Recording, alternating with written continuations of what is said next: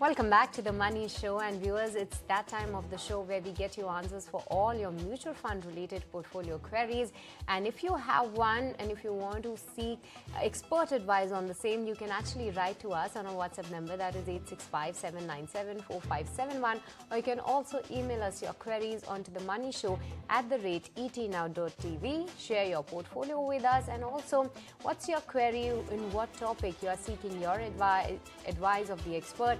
We'll try to get the answers. And for today's show, let me welcome on board our special guest for today, which is Shweta Rajni, who is the head mutual funds at Anand Rathi Wealth. Hi, very good evening, Shweta, and thank you so much for your time to ET Now. Let me just get started with our first query, and this one is coming from Sunil. This is an email query. He says that his niece is 2.5 years old. She lost her father in February this year. And now Sunil is looking to invest in SIP for her education. He needs help with the strategy to invest in the mutual fund. So how should Sunil go about it? What could be the minimum corpus in terms of his investments, as well as what should be the expectation on that particular front? Sure. Good evening, Tiffany. Good evening, Sunil. One thing I want to, acknowledge is that you've taken one step in the right direction of starting to plan from that age of 2.5 years, for her education. This one step will help you play the compounding to your benefit.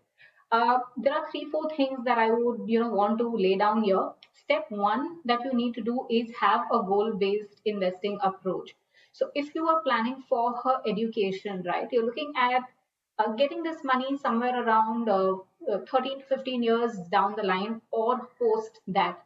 So what you need to do is first check what kind of corpus would she need at that age, and then work backwards to see, what's the kind of investment amount that would be needed today in the form of SIP. One classic example, let's say you're looking at a 40 lakh of amount, let's say 15 years down the line, at a 14% of growth rate, because we're looking at an equity investing, you would need to invest somewhere around 7,500 per month today.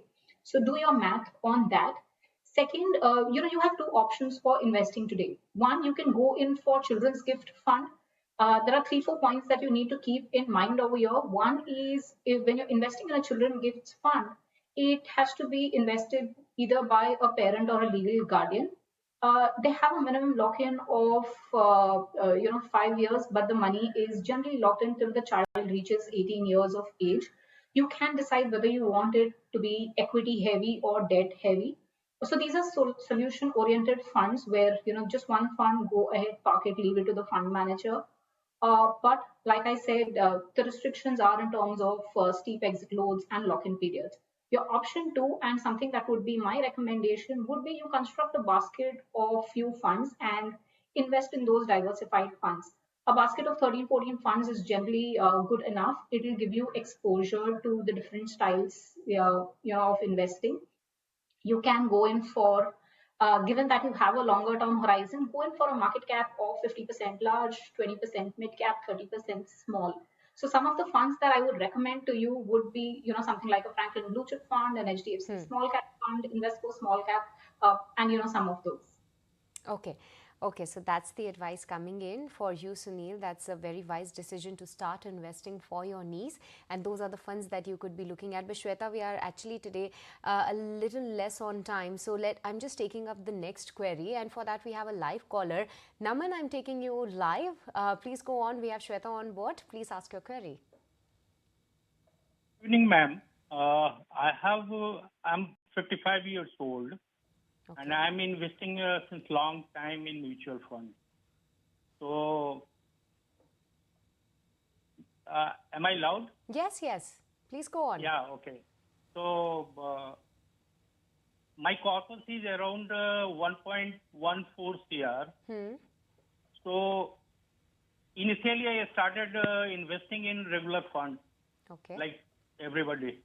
But now I want to switch to direct fund because I'm a long-term investor. I don't need getting profit or something. So I want to keep all my funds in direct. So recently I switched few of them which was grandfathering, where it was applied. Okay. Okay, so that's the question coming from Naman. Recently, he did make that switch, Shweta, but now at this point in time, should he just book profit on all the regular plans and reinvest his money through SIP in the direct plan, so that if market corrects, he can actually have better average NOV? So what will be your suggestion on this? Namansi, 3, 4 points here. One is that if you're looking at profit booking, then you can book 1 lakh of profit every year without having any capital gain implication. So that is something that you should book.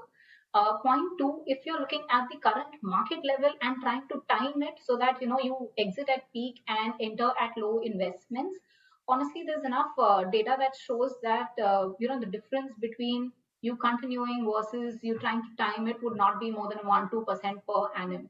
And nobody knows if you see a market correction from the current level or markets may go to a 21,000 and then see a fall. So my recommendation to you would be, don't profit book because market is at a certain level. 1 lakh is something that you should do. Go ahead and do that.